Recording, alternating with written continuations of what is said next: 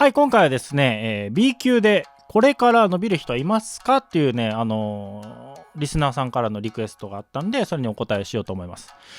だいぶ時間は空いたんですけれども、2024年の世界大会からお願いしますということでやっていきます。で、ポイントはですね、これ上手い人ではなく、伸びる人っていうところなんですよ。だから現時点での完成度が高い人をピックアップしてるわけではないです。この辺はちょっと、ご留意ください。でね、怖いのがね、ツボも外してるわけでもなく、そのリズムがよれてるわけでもなく、上手なんですけど、その方向性じゃないなっていう人がいたりするんで、ちょっとその辺ドキッとするかもしれないですけど、やっぱり基礎を大事にしてるかどうかっていうのが結構分かれ目な気がしますね。それでは早速いってみましょう。まず17番の、加藤里弘さんですね。前後のね、前後鉢の内訳がしっかりしていて、ねじめも丁寧です。で、左手の3と4のツボのね、フォームの崩れが全然ないんですよね。幅がね、結構崩れちゃったり、手首を動かしちゃったりして、この辺が外れてツボが悪くなったり、3と4の抑えてる力のバランスが悪いっていう人も結構いるんですけど、この辺がやっぱ安定してて、素晴らしいなと思いました。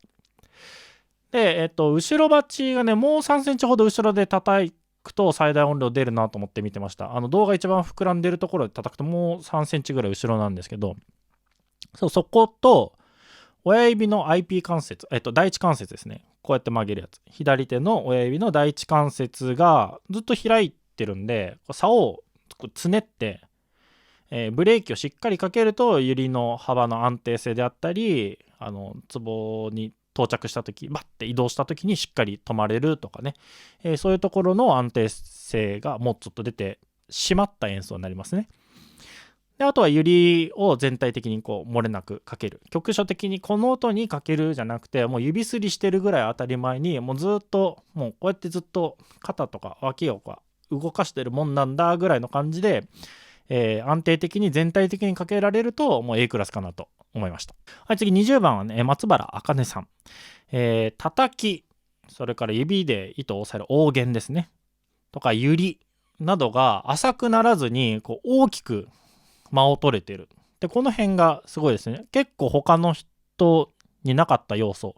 なんですよね。なので、一音一音がこう深く鳴らせてて、間が大きく取れてるんですよね。そのテンポが遅い速いとかじゃなくて、こうタンタンタンタンって浅くなるのか、タンタンタンタンってこのターの後があるかどうか、この辺がやっぱ焦っちゃったり緊張したりすると、こう浅くなっちゃうんですけど、それが深くできてると。で、あとはこれもあんまりいなかったんですけど、左手の親指があんまり離れてない。こういう風にしっかり竿に対してブレーキをかけられてるので、結構締まったユリの幅の安定性であったりとか、移動でカッカッカってちゃんと止まれるっていうところが非常に素晴らしいですね。あとはね、左手のね、手首見てほしいんですけど、ここがあんまこうぐねらず安定してるんですね。で、この辺も左手由来のミスが少なくなるんで非常にグッドです。で、前鉢の音がね、大きい、ちょっと振ってしまったりとか、あとねじめをまだ使ってないのかな。なので、ねじめを覚えると、小さい音量がもっと小さくなって、こうダイナミクスがレンジが広くなるんで、やってみてください。で、それから、ユリがね、難しいんですけど、全体的にもっと止まらずいけたら A クラスかなと思います。ユリをね、全部かけるっていうのは A クラスでもね、結構厳しいんで、多分1人2人できてるかできてないかぐらい難しいんで、言ったらきりないんですけど、目指すのはいいかなと思います。で、次22番の猪狩浩平さん。木下流ですね、がっつりね。木下さんの生徒はね、もう何の不安もなく、このまま進めばもう間違いないですね。技術どうこう、言う必要がないぐらい、もう師匠があれですから全然心配ないですね。で、個人的なところ言うと、指の離れがちょっと早いかなっていう感じがしますね。次の音まで指を離さないようにすると、ベタ。っていうのと、ユリの幅をもうね、2、3ミリでいいから、ほんのちょっとでいいから、もうちょっと大きく揺らすと、うねりが増すかなと思って見てました。で、23番のね、成田龍馬さん。菅野優斗くんっぽい感じの体の使い方で上手ですね、非常に。もう技術はもう全体的に相当高いので、言わずもがななんですが、やっぱり親指が離れてる。で、ちょっと指の幅が安定しないのと、あとフリージングちょっとね、裏間がね、多いですね。1、2、3、4、1、2、3、4、ガッタントン、ガッタントンって8分音符でカウントしながらフレージングする練習をすると、すぐ A クラスに行けるかなっていう感じがします。はい。で次26番、菅康介くんですね、菅ちゃん。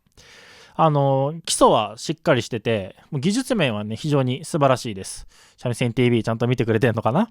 はい。で、強いて言うとね、薬指が早く引っ込みたがってるので、押し込みを大事にすると、サスティンが延長されたり、弾きの音量増加にもつながりますね。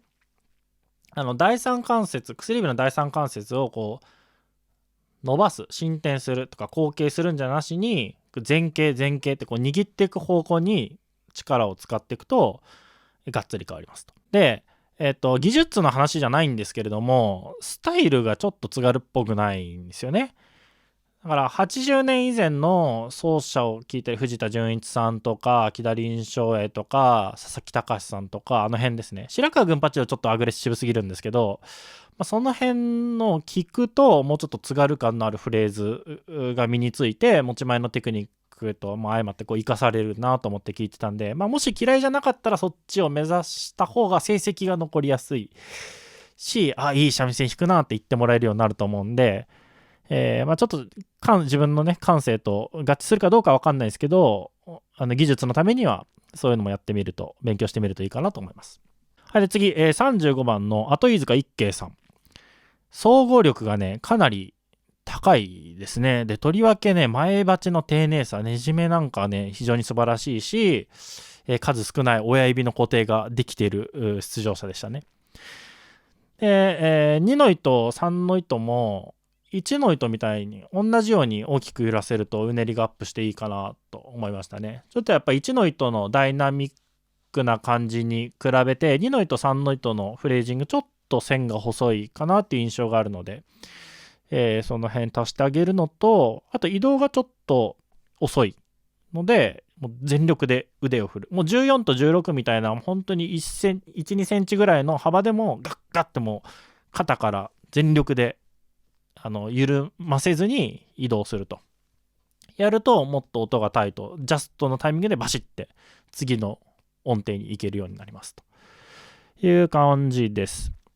はい、どんどん行きましょう。38番の鈴木慎吾さん。これもね、木下流っぽいですね。移動が緩いんで目いっぱいこれも腕振ってって同じアドバイスなんですけど、あとね、大きな音を出そうとするともたって、3の糸はこう走るので、根底にもっと安定したリズムを持ってその上でフレージングをする意識があるといいかなっていうね。だからあくまでもリズムがボトムにあってその上でフレージングっていう感じの意識でやると演奏が安定するなと思って見てました。あとね、イゲンドーフレットのツボの離れがちょっと早い、ツボ離れが早い。例えば1の糸の4から2の糸の4、薬指っていう運指の時にちょっと離すのが早いんで、もうギリギリまで抑えててパッと2の糸の4に行ったりできるといいかなって。ちょっと1音でも揺りをちゃんと入れながらってやると、もうちょっと粘れるかなと思いますね。はい。でも、木下流イコール、もう間違いなく伸びるっていうね、ことですね。はい。で、41番、新藤裕太さん。体のね、操作性がかなり高いで、正しい技術の情報、インプットがあったら、大化けするなと思って見てました。っていうのも、全体の演奏の完成度に比べて、左手の技術が異様に高いんですよ。普通にこうアイソレーショントレーニング、右手だけとか、右手の後ろ鉢の動き、前鉢の動きとか、左手の弾きの動きとか、こういうアイソレーショントレーニング、これだけの局所的な練習っていうのがあるんですけど、普通の皆さん多分そういうことやんないと思うんですよね。だいたい曲を弾いて上手になっていくって感じなんですけど、左手だけ10年やってるようなうまさなので、ある種のアンバランスさというか、こう普通にやっててそのうまさにはならんだろうっていう感じの演奏だったんで、そこにすごい高いポテンシャルを感じたんですよね。ただポテンシャルで言うと全出場者の中で一番あるかなと思いましたね。でその右手のね動作の再現性を高める、その海内海外がちゃんと毎回45度とか同じ強さ同じ速さ同じ角度で毎回ロボットみたいに動かすってことだったり、薬指を高く跳ね上げない、こう第三関節がパンって上がるんじゃなくて第二関節を進展することでツボが離れる、ツボを離すっていう左手のフォームの安定性とか、そういった細かいポイントをこう一個一個インプットできると、一瞬でなんか体得しそうな、すごく運動神経が良さそうな弾き方をしているんで、これはなんか情報量をどんどん多くすると大化けするなと思って見てました。はい。で、最後ね、44番、渡辺翔介さん。言わずもがな上手ですね。左手がね、がっちり固まってて安定感が高いですね。この幅が変わったり、手首ぐねったりしないんで、左手由来のミスが少ないし、これも右手に関しても言えるんですけど、動作の再現性が非常に高い。毎回、バチの上げる高さ変わってるとか、打ってる場所が変わるとか、そういうのがないんで、ミスが少ないですよね。で、あとね、これは他の人なかったんですけど、細かいところにもね、しっかりユリがね、抜けずに入ってるんですよ。それ2の糸の9、2の糸の10とか、そういうところでもやっぱ止まっちゃう人しかいなかったかな、この人以外は。かなり難しいんですけど、ちゃんとその体幹に近いところ、肩とか脇とかで、その手首とか指先に頼らずに全体でかけられてるんで、フレーズの難易度に左右されずにユリが安定してるっていうところが、かなりいいところでした。で、親指がね、やっぱり IP 関節がこう進展しちゃってるので、きっちりガチって止まると指の幅がもっと同じように再現性が高まって締まりのある演奏になるかなと思って見てました。あとね、細かいフレーズの時にタッチが弱まっちゃうんで明瞭性がちょっと低くなってしまうんですよ。だから音量は小さくても力は抜かずに強く発音した方がいいですね。ねじめが結構上手なんで、そのねじめの強度、強いねじめ弱いねじめとかを使い分けて音量を小さくしてコントロールしていって、で左手はしっかり押さえるとかしっかり弾くとか緩めないで動作の強度は強くしたまんまねじめで音量を小さくすると小さい音量だけどはっきりした音になる。だから小さい音にはなるけどゴニョゴニョってしたらまずいんで、こう小さくはっきりみたいな感じでできるといいかなと思いましたね。あとね、前後鉢のダイナミクスもうちょっと欲しいなと個人的には思いましたね。やっぱり成績残している人は後ろ鉢と前鉢のこの強弱はっきりしてる。で、大きい音はもっと大きく。で、小さい音は結構上手だったんで、前後鉢のギャップがね、もうちょっとはっきりしてると、特に3の糸のとこで結構目立ったんで、